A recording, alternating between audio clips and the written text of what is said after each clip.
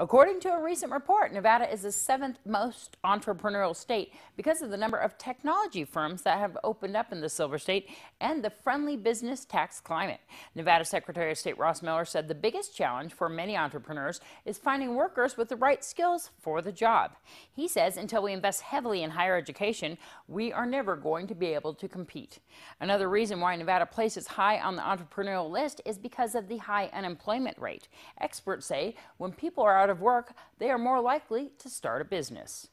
For each of the past 30 months, the number of people attempting to begin an unemployment insurance claim has fallen when compared to the same month in the prior year. In May, the number of initial claims fell to the lowest level since May of 2008. In May of this year, 16,319 initial claims were filed compared to 17,948 in May of 2011, which translates into a 9.1% decline. During the recession, initial claims peaked at 36,414 in December of 2008.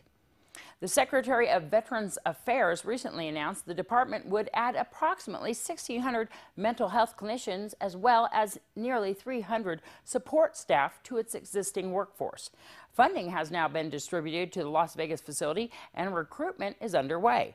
The VA has an existing workforce of 20,696 mental health staff. That includes nurses, psychiatrists, psychologists, and social workers. With each additional mental health care facility provider, the facility could potentially reach hundreds more veterans battling mental illness, expand into cutting-edge post-traumatic stress disorder research, and explore an alternative therapy. Representatives of Desert Express Enterprises announced plans to rebrand the proposed high-speed rail service as Express West, more accurately reflecting the line's role as the first leg of a larger passenger rail network. The plan is to eventually enable a 2 to 3 hour train service between Las Vegas and Los Angeles. The company has estimated that the 185-mile Las Vegas-Victorville portion of the project would cost $6.9 billion and the 50-mile Victorville-Palmdale section $1.5 billion. The alliance, comprised of representatives from Nevada, Utah, Arizona, and Colorado, has a long-term plan to link Las Vegas with Salt Lake City, Denver, and Phoenix.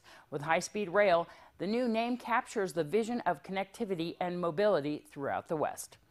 The Greater Las Vegas Association of Realtors said the median single-family home price was $128,000, up 0.1% from April and 1.6% from a year ago. Sales of existing local homes, condominiums, and townhomes in May totaled 4,134, up from 3,924 in April and 3,991 in May of 2011.